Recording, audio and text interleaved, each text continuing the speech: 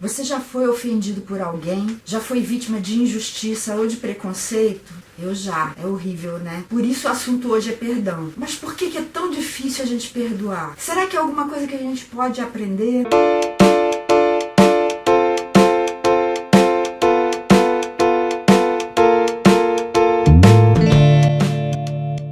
A situação que a gente vê é que nós vivemos num mundo caído. E se você quiser saber mais a respeito do que foi a queda da humanidade, dá uma olhada no vídeo que eu já postei sobre salvação, eu vou deixar o link aqui embaixo. E por que a gente vive num mundo assim caído, com problemas? Todos nós somos feridos durante toda a nossa vida, desde a mais tenra infância. Pode ser desde a vida intrauterina, se a gente foi fruto de uma gravidez indesejada, durante a primeira infância, durante a idade do pré-escolar, no ensino fundamental, no ensino médio, na faculdade, depois de casado ou já na terceira idade. Todos nós somos atingidos por esses problemas de relacionamento que acabam causando feridas em nós, que podem ser causadas pelos nossos pais, que colocam rótulos na gente, dizem que a gente nunca vai ser nada de bom quando crescer, que a gente é burro ou que a gente é feio, pelos nossos professores, que tantas vezes têm atitudes negativas, ridicularizam a gente por causa de alguma falha ou deficiência nossa, por causa dos nossos colegas também, de escola ou de trabalho. Antigamente não existia essa palavra, mas existia o fato. Bullying, você sabe do que eu estou falando. Pode ser o seu cônjuge que feriu você, mesmo que sem querer. Pode ter sido algum chefe também que menosprezou o seu trabalho, não levou fé na sua capacidade. E o mundo realmente é cheio de injustiça, né? Você sabia que existem estudos que falam que nós gastamos mais de 50% das nossas energias mentais e emocionais só para tentar abafar sentimentos que a gente carrega do passado? O que a gente passou fica tudo gravado no córtex do lobo temporal. E a gente tenta enterrar aquilo lá para que a gente não seja ferido novamente, mas às vezes acontecem situações que rememoram tudo aquilo como se tivesse sido ontem. E o que a gente faz para se proteger? A gente cria muros em torno do nosso coração. A gente pode reagir de uma forma mais passiva ou de uma forma mais ativa. A gente pode internalizar a rejeição ou pode se rebelar. Se a gente internaliza a rejeição, a gente vai desenvolver uma personalidade cordata, aquela que é boazinha, que faz tudo para agradar o outro, só com o desejo de ser amado. Ou uma personalidade derrotista, que desiste de lutar, que acha que não vale a pena, que não tem jeito mesmo. E aí a gente vai ter na nossa alma tristeza, autocompaixão, autodepreciação, depressão, apatia, complexo de inferioridade, insegurança, inaptidão, sentimento de culpa, amortecimento, agonia, desânimo e desespero. E isso pode causar até suicídio. Se a gente tender mais para reagir com rebeldia, a gente pode desenvolver uma personalidade competitiva, que faz tudo para mostrar que a gente é mais capaz do que o outro, ou uma personalidade crítica, que faz tudo para mostrar os erros que o outro comete. E assim a gente se sente melhor em relação aos nossos próprios. Essas personalidades são mais agressivas, presunçosas, da mesma forma que as outras estão sujeitas à depressão também. Só que em vez de complexo de inferioridade, tem complexo de superioridade, competitividade, dominação, inflexibilidade, manipulação, teimosia, amargura, crítica, controle e possessividade. O problema é que esses muros que a gente constrói em volta do nosso coração são muros completamente tortos, distorcidos. São paredes que estão prestes a desmoronar em cima da gente mesmo. Vamos dar uma olhadinha no que o profeta Amós fala no capítulo 7, versos 7 e 8.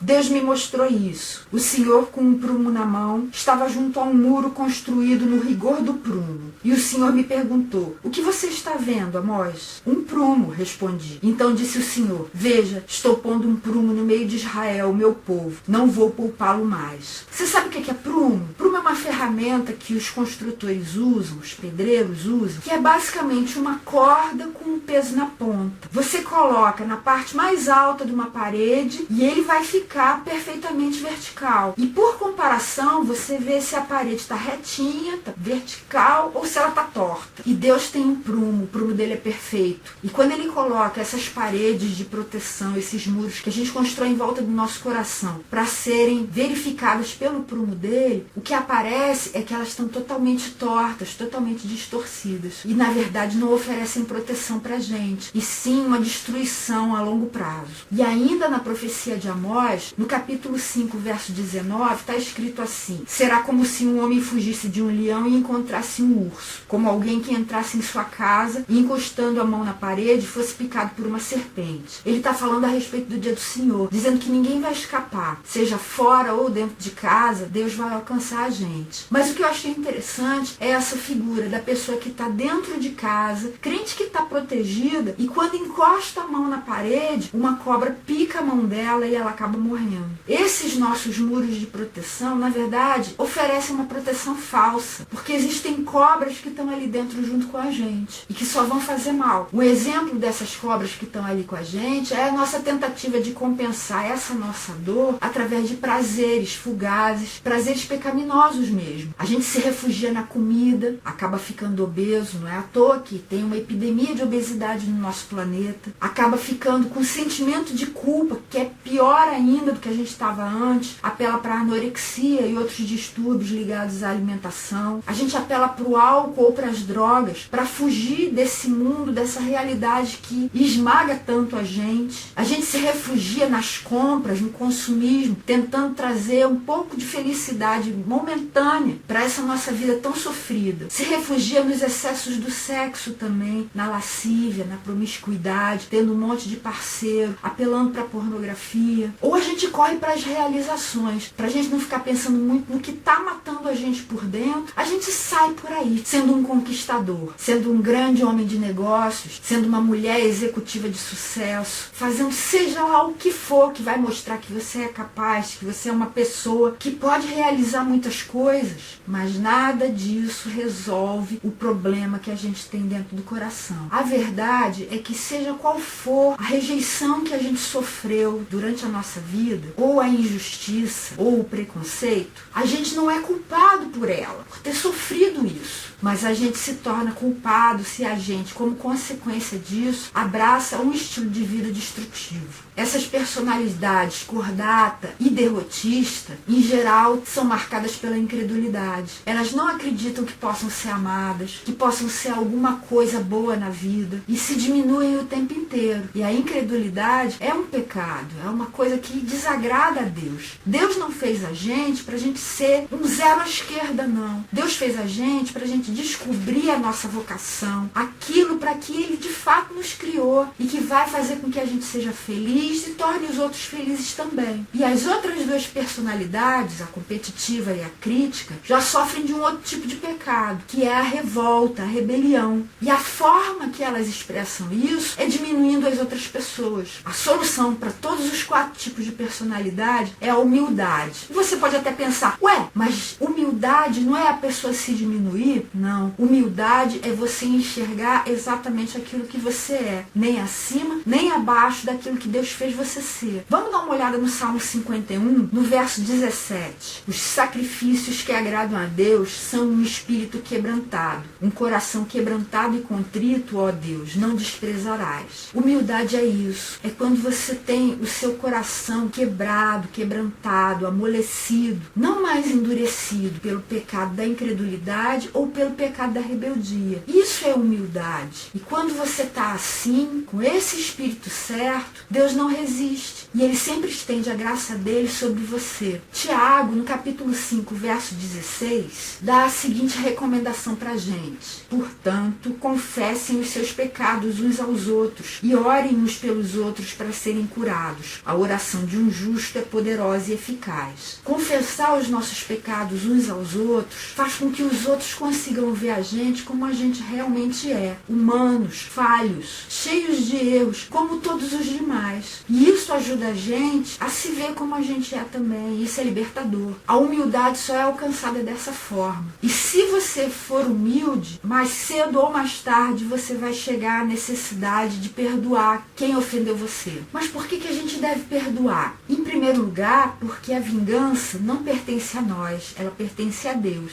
Olha o que está escrito em Levítico 19:18. Não procurem vingança, nem guardem rancor contra alguém do seu povo, mas ame cada um o seu próximo como a si mesmo. Eu sou o Senhor. Lá em Deuteronômio 32:35, Deus está falando assim: a mim pertence a vingança e a retribuição. No devido tempo, os pés deles escorregarão. O dia da sua desgraça está chegando e o seu próprio destino se apressa sobre eles. Provérbios 20:22 fala assim: não diga, eu farei pagar pelo mal que me fez. Espere pelo Senhor e Ele dará a vitória a você. E em Romanos 12, de 17 a 21, Paulo escreveu assim: não retribuam a ninguém mal por mal. Procurem fazer o que é correto aos olhos de todos. Façam todo o possível para viver em paz com todos. Amados, nunca procurem vingar-se, mas deixem com Deus a ira, pois está escrito: minha é a vingança, eu retribuirei, diz o Senhor. Ao contrário, se o seu inimigo tiver fome, dele de comer, se tiver sede, dele de beber. Fazendo isso, você amontoará brasas vivas sobre a cabeça dele. Não se deixem vencer pelo mal, mas vençam o mal com o bem. Então essa é a primeira razão. A vingança pertence a Deus, porque Ele é justo e Ele faz com que ela seja na medida certa e no tempo certo. Não vai vir nem antes nem depois. Não vai vir de menos nem de mais. Um segundo motivo é porque Jesus nos deu o exemplo. Olha o que está em Mateus 6:12. Quando Ele estava ensinando para a gente a orar, Ele disse para a gente pedir assim para Deus: perdoa as nossas dívidas, assim como perdoamos aos nossos devedores. Se você tiver gente que está devendo alguma coisa para você, alguém que te ofendeu, alguém que te perseguiu, pisou no seu pé, te tratou com injustiça, perdoe, para que você possa ser perdoado por Deus também. Se você lembrar da parábola do credor incompassivo, você vai ver que um homem que tinha uma dívida enorme e que não podia nunca ser paga, foi perdoado, mas não conseguiu perdoar um outro que devia a ele uma coisa ínfima. E por causa disso, o que havia perdoado ele da dívida enorme, voltou atrás e o lançou na prisão. E é o que acontece com a gente também. Seja o que for que alguém esteja devendo para mim ou para você, nunca vai ser tão grande quanto o que a gente devia para Deus. E se a gente foi perdoado pelo Pai, a gente tem toda a condição de perdoar os outros também. Em Lucas, no capítulo 23, nos versos 33 e 34, está contando um pedaço da crucificação de Jesus. Quando chegaram ao lugar chamado Caveira, ou Calvário, ou Gólgota, ali o crucificaram com os criminosos, um à sua direita e o outro à sua esquerda. Jesus disse: Pai, perdoa-lhes, pois não sabem o que estão fazendo. Então eles dividiram as roupas dele, tirando sorte. E eles realmente não sabiam o que eles estavam fazendo, não. Para aqueles romanos, eles estavam só cumprindo ordens que eles receberam de Pilatos. E não tinham a menor ideia das consequências daquilo. E quando as pessoas fazem alguma coisa de mal para nós, elas também não têm ideia do que elas estão fazendo, não. Eu já contei no outro vídeo que durante cerca de 10 anos eu fui perseguida por um chefe que me fez muito mal. E eu tinha um desejo enorme de me vingar, mas eu não me vingava. Mas eu pedia para Deus, eu orava. E no início eu pedia: Senhor, me vinga. Faz com que o que Ele está fazendo comigo aconteça com Ele também. E aparentemente isso nunca aconteceu. Mas depois eu comecei a mudar as minhas orações. E eu comecei a pedir: Senhor, mostra para Ele, que está cego agora, o que Ele está fazendo comigo. Como Ele está sendo injusto. E depois de um tempo, Ele começou a mudar um pouco o tratamento que Ele tinha em relação a mim. E sinceramente, eu acho que a melhor vingança que qualquer pessoa pode ter é quando o seu algoz, o seu opressor, cai em si, cai na real e percebe o erro que cometeu. Ore para que isso aconteça com a pessoa e para que ela não se desespere, mas da mesma forma que você consiga encontrar perdão e salvação em Jesus. Paulo também fala sobre esse assunto em Efésios 4, verso 32. Sejam bondosos e compassivos uns para com os outros, perdoando-se mutuamente, assim como Deus os perdoa em Cristo. Se a gente perder de perspectiva o perdão que a gente recebeu do Pai por meio de Jesus, a gente não consegue perdoar. Mas para manter as coisas sob a perspectiva certa, lembre-se do que você devia e do perdão que você recebeu. E siga o exemplo de Jesus. Ele perdoou e deseja que a gente o imite também. Um outro motivo para a gente perdoar é que você já sabe que quando você é vítima de uma injustiça, de um maltrato, de uma coisa que te fez fez mal, fica aquela mágoa, né? Aquela mágoa, se você não tratar logo, vai manchando cada vez mais a sua alma, o seu coração e vai se transformando em amargura. Você vai se tornando uma pessoa realmente azeda e começa a contaminar toda a sua vida e todos os que estão à sua volta. É isso que está lá na carta aos Hebreus, no capítulo 12, verso 15. Cuidem que ninguém se exclua da graça de Deus, que nenhuma raiz de amargura brote e cause perturbação, contaminando muitos. Se você desenvolver amargura no seu coração, você vai acabar se excluindo da graça de Deus. Você não quer isso. Ninguém quer. A gente precisa da graça de Deus para que a gente consiga viver de uma forma feliz, de uma forma livre, recebendo bênção sobre bênção, vindo da parte do Pai direto para nós. Um outro motivo é porque muita gente acha que perdoar o outro é sinal de fraqueza ou de covardia, mas é bem o contrário. É sinal de força e de coragem. Olha o que está em Provérbios, capítulo 16, verso 32. Melhor é o homem paciente do que o guerreiro. Mais vale controlar o seu espírito do que conquistar uma cidade. Você controlar as suas emoções é mais precioso, mais valoroso, mais corajoso e mais difícil do que conquistar uma cidade. E lá em 2 de Pedro, capítulo 1, versos 5 a 8, ele escreveu assim: por isso mesmo empenhe-se para acrescentar à sua fé a virtude o conhecimento, ao conhecimento o domínio próprio, olha ele de novo, ao domínio próprio a perseverança a piedade a fraternidade e a fraternidade o amor, porque se essas qualidades existirem e estiverem crescendo em sua vida, elas impedirão que vocês, no pleno conhecimento de nosso Senhor Jesus Cristo, sejam inoperantes e improdutivos. Você quer ter uma vida frutífera, uma vida que vale a pena, que produz um monte de coisa boa? Você precisa ter domínio próprio. Você precisa dominar tudo aquilo que você sente, todas as suas emoções. E através do perdão você consegue isso. Outro motivo é que Jesus morreu por você, mas não foi só por você. Jesus morreu por aquela pessoa que te fez mal também. Olha o que Paulo escreveu em 1 Timóteo, capítulo 2, versos 3 e 4. Isso é bom e agradável perante Deus, nosso Salvador, que deseja que todos os homens sejam salvos e cheguem ao conhecimento da verdade. Todos, inclusive essa pessoa. Então perdoe, ame essa pessoa. Mesmo que você não consiga sentir amor por essa pessoa, o amor pode ser uma decisão. Aliás, ele é uma decisão. Você não precisa gostar da pessoa. Você precisa resolver amar essa pessoa. Resolver fazer o bem por ela. E a última razão é porque o perdão é fundamental para a gente poder reconstruir a nossa vida. A partir do momento em que a gente quer derrubar esses muros que a gente construiu e que estão impedindo a gente de ter vida plena. Para que isso aconteça, a gente precisa fazer 3 coisas. A primeira e a segunda estão no capítulo 3 de Esdras. Nos versos 1 a 6, Esdras vem contando o que aconteceu depois do cativeiro babilônico, em que o povo voltou para Judá e Jerusalém, que era a capital. E ele fala assim: quando chegou o 7º mês e os israelitas já estavam em suas cidades, o povo se reuniu como um só homem em Jerusalém. Então Jesua, filho de Josadaque, e seus colegas, os sacerdotes, e Zorobabel, filho de Sealtiel, que era o governador, e seus companheiros começaram a construir o altar do Deus de Israel, para nele sacrificarem holocaustos. Holocaustos são ofertas que eram totalmente queimadas e que significavam consagração, conforme o que está escrito na lei de Moisés, homem de Deus. Apesar do receio que tinham dos povos ao redor, construíram o altar sobre a sua base e nele sacrificaram holocaustos ao Senhor, tanto os sacrifícios da manhã como os da tarde. Depois, de acordo com o que está escrito, celebraram a festa das cabanas, é a festa dos tabernáculos, que relembra as peregrinações do povo israelita no deserto, depois que eles foram libertos da escravidão no Egito,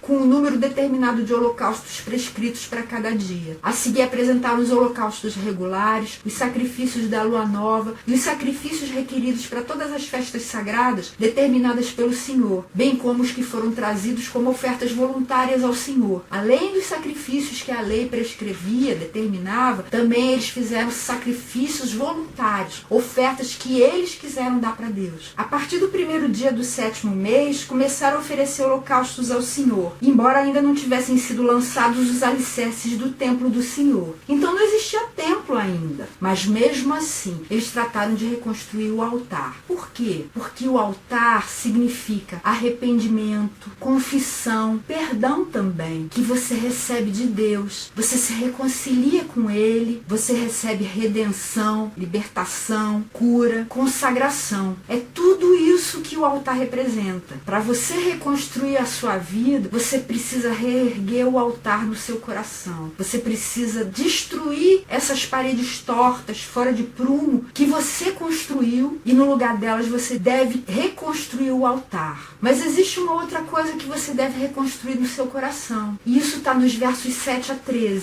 Então eles deram dinheiro aos pedreiros e aos carpinteiros, e deram comida, bebida e azeite ao povo de Sidom e de Tiro, que eram os fenícios, mercadores, comerciantes, navais, para que pelo mar trouxessem do Líbano para Jope toras de cedro. Isso tinha sido autorizado por Ciro, rei da Pérsia. No segundo mês do segundo ano, depois de chegarem ao templo de Deus em Jerusalém, Zorobabel, filho de Sealtiel, governador, Jesua, filho de Josadaque, e o restante dos seus irmãos, os sacerdotes, os levitas e todos os que tinham voltado do cativeiro para Jerusalém, começaram o trabalho, designando levitas de 20 anos para cima para supervisionarem a construção do templo do Senhor. Jesua, seus filhos e seus irmãos, e Cadmiel e seus filhos, descendentes de Odavias, e os filhos de Enadade, e seus filhos e seus irmãos, todos eles levitas, uniram-se para supervisionar os que trabalhavam no templo de Deus. Quando os construtores lançaram os alicerces do templo do Senhor, os sacerdotes, com suas vestes e suas trombetas, e os levitas, filhos de Asaf, com símbolos, que é um instrumento musical, tomaram seus lugares para louvar o Senhor, conforme prescrito por Davi, rei de Israel. Com louvor e ações de graças, cantaram responsivamente ao Senhor. Responsivamente é, um grupo fala uma parte, o outro responde outra parte, e assim vai, isso é responsivo.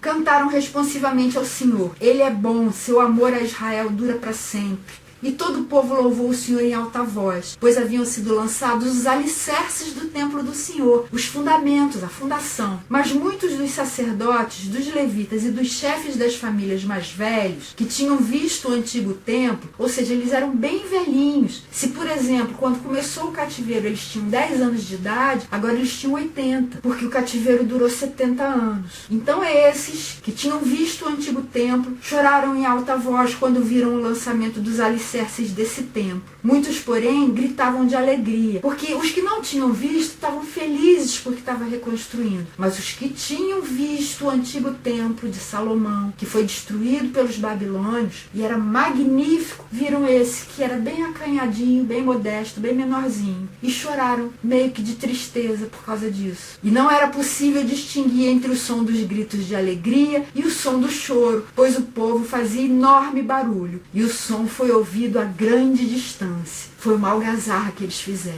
Porque o que o templo significa? Significa adoração, gratidão. Foi isso que eles cantaram. Deus é bom e o amor dele dura para sempre. Significa relacionamento com Deus restaurado, uma vida de santidade, receber fortalecimento, receber poder. Você precisa restaurar o altar do seu coração, mas você precisa restaurar o templo também, para que você tenha uma vida 24 horas por dia, 7 dias por semana, de comunhão com Deus. E da mesma forma que você recebe perdão de Deus, a terceira coisa que você precisa para que a sua vida toda seja reconstruída é você dar perdão a quem precisa receber. O que é perdoar? Perdoar é isentar o outro de nos pagar o que nos deve, de reparar o erro que cometeu contra nós e até mesmo isentar o outro de nos pedir perdão. Você perdoa não é se o outro te pedir. Você perdoa incondicionalmente, mesmo que ele não te peça, mesmo que ele não mude, mesmo que ele volte a fazer tudo que ele fez antes. Perdoar não é você passar a gostar do outro. Não, perdoar é você libertar o outro da mesma forma que você foi liberto. E se o outro não se modificar, o outro não tiver interesse em ser uma pessoa transformada, saia de perto. Evite o convívio. Você pode perdoar, mas deixar de se expor a essa pessoa. Se precisar, fuja dela mesmo.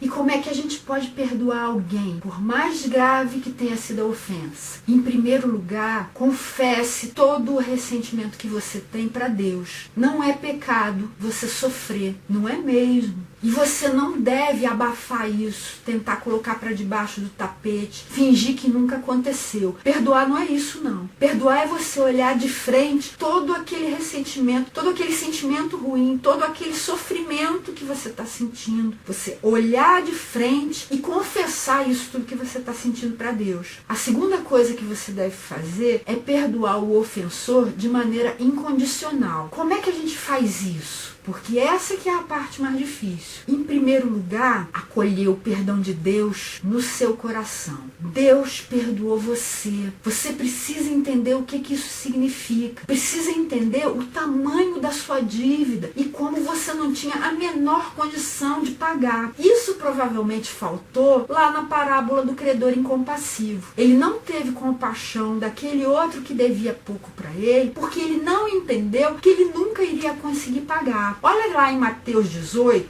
e olha o que Jesus veio contando nos versos 23 a 27. Por isso o reino dos céus é como um rei que desejava acertar contas com seus servos. Quando começou o acerto, foi trazido à sua presença um que lhe devia uma enorme quantidade de prata. Como não tinha condições de pagar, o Senhor ordenou que ele, sua mulher, seus filhos e tudo que ele possuía fossem vendidos para pagar a dívida. Mas olha o que o servo pediu. O servo prostrou-se diante dele e lhe implorou: tem paciência comigo e eu te pagarei tudo. Ele não pediu que a dívida fosse perdoada. Ele pediu um tempo para que ele pagasse tudo que ele devia. O senhor daquele servo teve compaixão dele, cancelou a dívida, ele fez além do que o servo tinha pedido e o deixou ir. Provavelmente o que aconteceu aqui é que esse servo era meio sem noção, ele não conseguiu entender que ele nunca, mesmo que ele vivesse 200 anos, teria condição de pagar tudo aquilo que ele devia para esse rei. E por isso ele foi tão duro com o outro que devia uma merreca para ele. Então você primeiro precisa avaliar o quanto você devia e que nunca,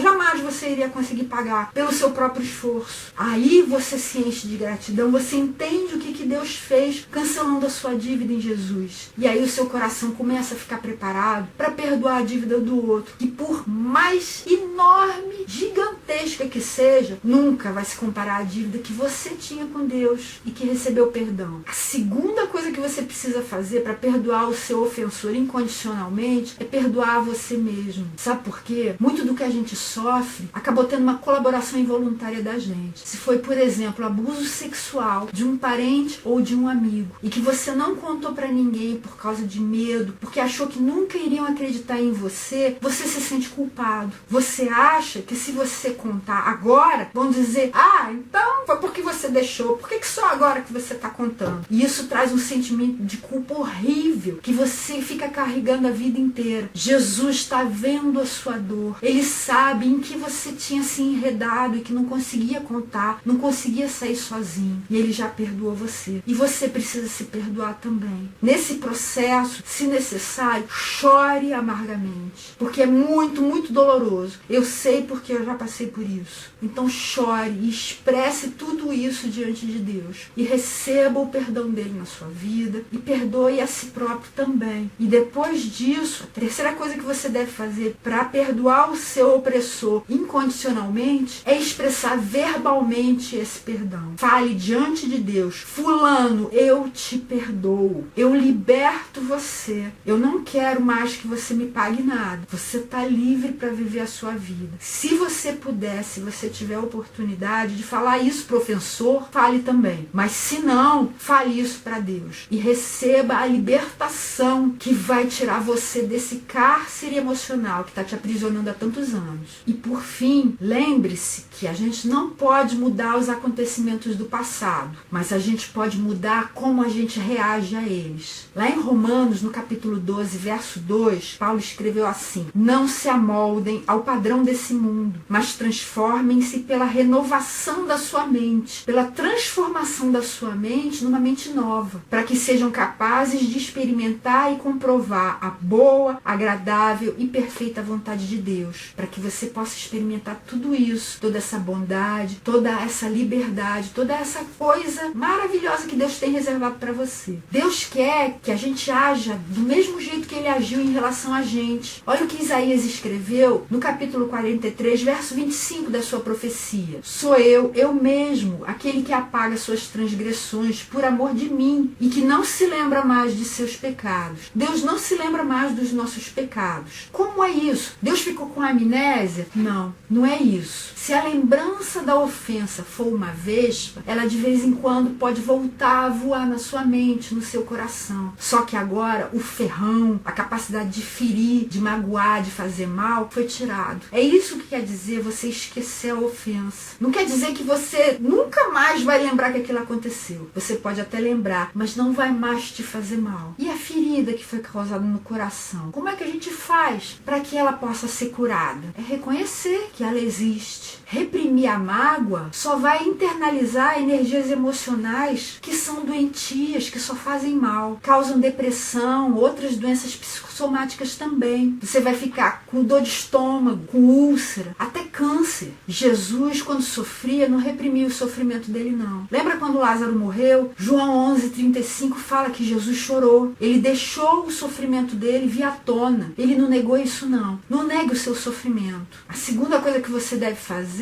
é crer que Jesus pode curar isso em você. Isaías, no capítulo 53, verso 5, fala assim: ele foi traspassado por causa das nossas transgressões, foi esmagado por causa de nossas iniquidades. O castigo que nos trouxe paz estava sobre ele, e pelas suas feridas fomos curados. Você quer ter cura para as suas feridas? Seja curado pelas feridas de Jesus. Os ferimentos dele podem curar você também. É isso que Pedro fala lá na primeira carta dele, no capítulo 2, verso 24.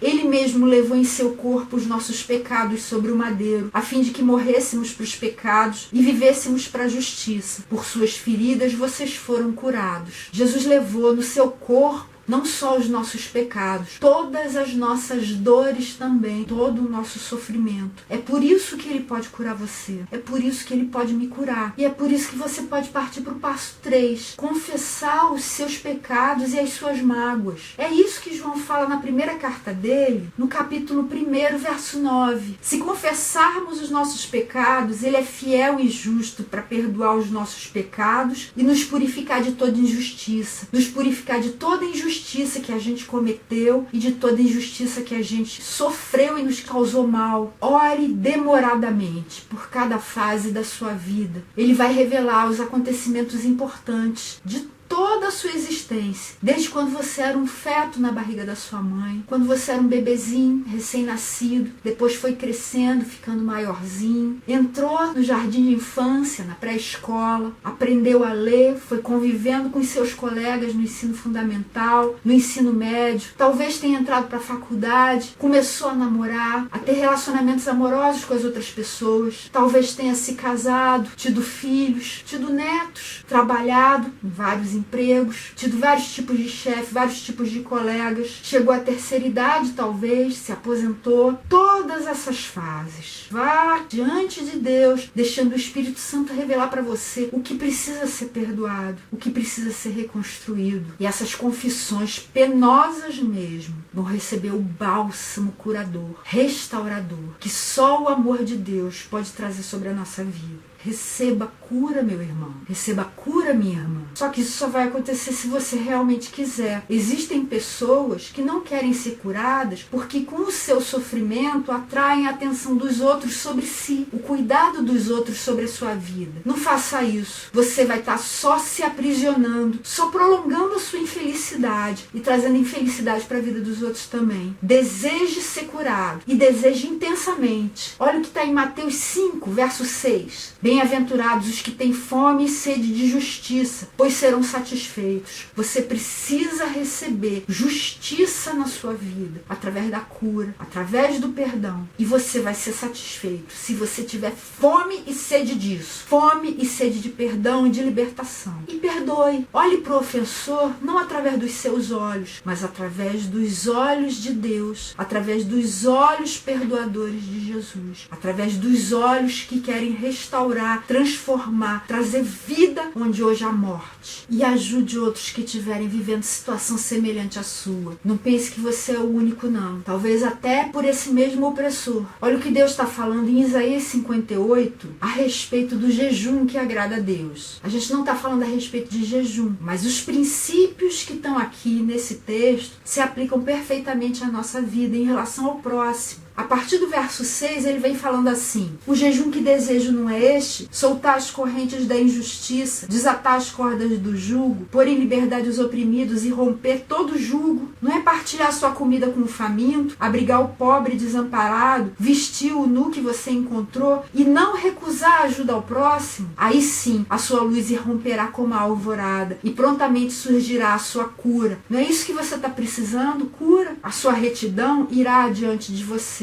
e a glória do Senhor estará na sua retaguarda. Aí sim você clamará ao Senhor e ele responderá. Você gritará por socorro e ele dirá: aqui estou. Se você eliminar do seu meio o jugo opressor, o dedo acusador e a falsidade do falar, se com renúncia própria você beneficiar os famintos e satisfizer o anseio dos aflitos, então a sua luz despontará nas trevas e a sua noite será como meio-dia. O Senhor o guiará constantemente, satisfará os seus desejos numa terra ressequida pelo sol e fortalecerá os seus ossos. Você será como um jardim bem regado, como uma fonte cujas águas nunca faltam. Esse texto do verso 11, a gente muitas vezes pega pra gente fora do contexto. E a gente fala até para outras pessoas: ah, o Senhor vai te guiar constantemente. Você vai ser como um jardim regado, como uma fonte cujas águas nunca faltam. Só que a gente esquece de todo o resto que veio antes. Ele está falando: você vai ser assim se você fizer tudo isso, você não tiver nenhuma atitude de impiedade, de opressão em relação ao seu próximo. E pelo contrário, você o ajudar, até mesmo renunciando ao que seria seu direito. Ajude os outros que estão em situação parecida com a sua. E a sua luz vai irromper. A sua escuridão vai ser como o sol do meio-dia. Se você quiser saber mais a respeito desse assunto, você pode ler Livre para Perdoar, de David Augsburger. Pode ler também um livro maravilhoso escrito pelo Dr. Bruce Thompson, Paredes do Meu Coração, em que ele explora esses muros que a gente constrói para tentar nos proteger, como a gente pode derrubá-los e construir algo de bom para ter uma vida plena.